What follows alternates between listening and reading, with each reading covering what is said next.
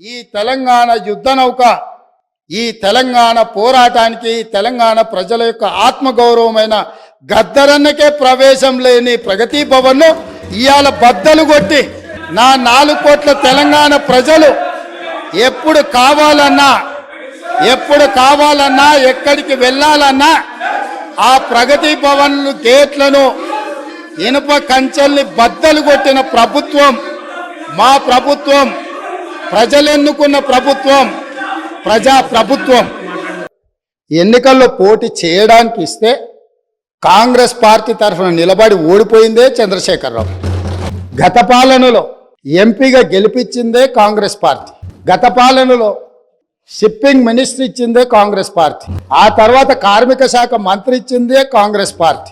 అంతెందుకు ఇక్కడ సభ్యుడు ఉన్నాడు, వారు కూడా వారి కుటుంబ సభ్యులే. ఎమ్మెల్యే కాకుండానే మంత్రిని చేసి తర్వాత ఎమ్మెల్యేగా ఎన్నిక చేయడానికి సహకరించిందే కాంగ్రెస్ పార్టీ. ఈరోజు వాళ్ళు ఏ పేరైతే వినోద్ అనుకుంటున్నారో ఆ రాజశేఖర రెడ్డి గారే ఆ మంత్రివర్గంలోనే గత ఆర్థిక శాఖ మంత్రి, సిద్దిపేట ఎమ్మెల్యే గారు ఎమ్మెల్యే పదవి లేకుండా మంత్రిగా ప్రమాణ స్వీకారం చేసిండ్రు. రాజశేఖర రెడ్డి గారి నాయకత్వమే ఈ దేశానికి బలమైన నాయకత్వం అని అందులో పనిచేసిండ్రు. మూడవది, ఉద్యమం కోసం ముందుకు వచ్చి తెలంగాణ రాష్ట్రాన్ని సాధించడానికి ప్రయత్నం చేసి కృషి చేసి అమరులైన కుటుంబాలకు 9.5 సంవత్సరాల ఇప్పుడు వాళ్ళు ఏదైతే ప్రస్తావించిండ్రో యాదిరెడ్డి కావచ్చు, శ్రీకాంతాచారి కావచ్చు, ఈశాన్ రెడ్డి కావచ్చు, కానిస్టేబుల్ కిష్టయ్య కావచ్చు, యాదయ్య కావచ్చు, ఇట్లా వందలాది మంది బిడ్డలకు ఈ 9.5 సంవత్సరాలలో ఏ ఒక్కరోజైనా ప్రగతి భవన్ కు ఆహ్వానించి మీ కుటుంబం, మీ బిడ్డల ప్రాణ త్యాగాలతోని తెలంగాణ రాష్ట్రాన్ని సాధించడం, ఈ తెలంగాణలో అత్యున్నతమైన గౌరవం మర్యాద మీకు ఉంటుంది, మీరు నా కుటుంబ సభ్యుల కంటే ఎక్కువ, నీ కుటుంబంలో నీ బిడ్డను కోల్పోయినావు, నీ కుటుంబానికి నేను పెద్ద కొడుకునవుతా అని చెప్పి ఆనాటి ముఖ్యమంత్రి బుక్కెడు బువ్వ శంకరమ్మకు పెట్టిండా, యాదవ కుటుంబానికి పెట్టిండా, యాదిరెడ్డి కుటుంబానికి పెట్టిండా, కానిస్టేబుల్ కిష్టయ్య కుటుంబానికి పెట్టిండా. తెలంగాణ ఉద్యమంలో లక్షలాది మంది విద్యార్థులు, ఉద్యమకారులు తెలంగాణ ఉద్యమంలో కేసులు కట్టుకుంటే వాళ్ళ మీద నమోదైన కేసులు ఇప్పటి వరకు 10 సంవత్సరాలైనా ఆ తెలంగాణ ఉద్యమకారుల మీద నమోదైన కేసులను తొలగించాలన్న ఆలోచన ఎప్పుడైనా చేసిండ్రా?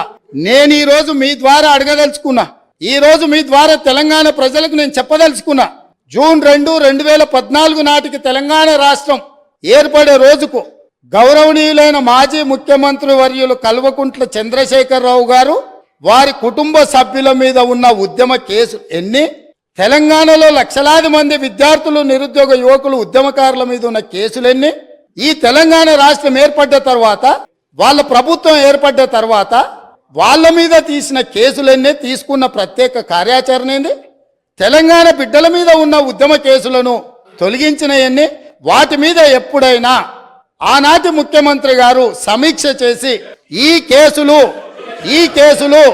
వాళ్ళ మీద ఉంటే భవిష్యత్తులో వాళ్ళ ఉద్యోగాలకు ఇబ్బంది అవుతుంది, లేదా తెలంగాణ రాష్ట్ర సాధనలో వాళ్ళ మీద పెట్టిన కేసులను తొలగించాలని ఏ రోజైనా ఈ రాష్ట్ర ముఖ్యమంత్రి గారు సమీక్షించి ఈ శాసనసభలో చర్చించి అవసరమైతే ఈ శాసనసభ ఏకగ్రీవంగా నిర్ణయం చేసినుంటే ఏ విధంగా ముందుకు వెళ్తుండేనో ఇవాళ మనం చెప్పుండే వాళ్ళం. అధ్యక్ష, ఎన్సీఆర్బి లెక్కల ప్రకారము దేశంలోనే మొదటి స్థానము లేదా 2వ స్థానంలో ఈ 10 సంవత్సరాలు రైతు ఆత్మహత్యలల్లో ఎప్పటికప్పుడు మొదటి 2 స్థానాలలోనే తెలంగాణ రాష్ట్రం ఉంది.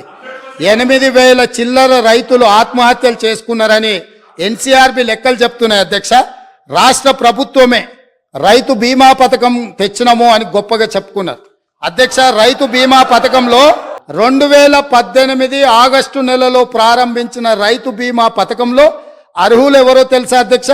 18 సంవత్సరాలు నిండిన వాళ్ళు, 60 సంవత్సరాల లోపట ఉన్నవాళ్ళు. ఎంతమంది రైతులు చచ్చిపోయినారో తెలుసా అధ్యక్ష? వీళ్ళ లెక్కల ప్రకారము నెంబర్ ఆఫ్ క్లెయిమ్స్ వచ్చేసి, నెంబర్ ఆఫ్ డెత్స్ వచ్చేసి 1,21,965. ఇప్పటి వరకు వాళ్ళకు వచ్చింది 1,19,081. అంటే 2018 నుంచి 2023 ఆగస్టు నెల వరకు 1,21,000 మంది రైతులు చచ్చిపోయినరు. ఏ వయసు ఉన్న వాళ్ళు? 18 సంవత్సరాలు పైబడిన వాళ్ళు, 60 సంవత్సరాల లోపల ఉన్న వాళ్ళు. అంటే ఇవి ప్రభుత్వం చేసిన హత్యలు కాదా అని నేను అడుగుతున్నా అధ్యక్ష.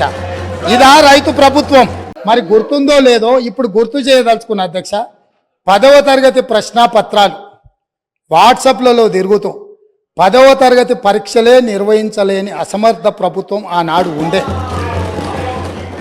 12వ తరగతి అంటే ఇంటర్మీడియట్ ప్రశ్నాపత్రాలు చక్కగా దిద్ది ఫలితాలు ప్రకటించలేక ప్రభుత్వం ప్రైవేటు వ్యక్తులకు, అసలు నేషనల్ అచీవ్మెంట్ సర్వే స్కూల్ ఎడ్యుకేషన్కి సంబంధించి తెలంగాణ రాష్ట్రానికి ఉన్న ర్యాంక్ ఏంటంటే 31.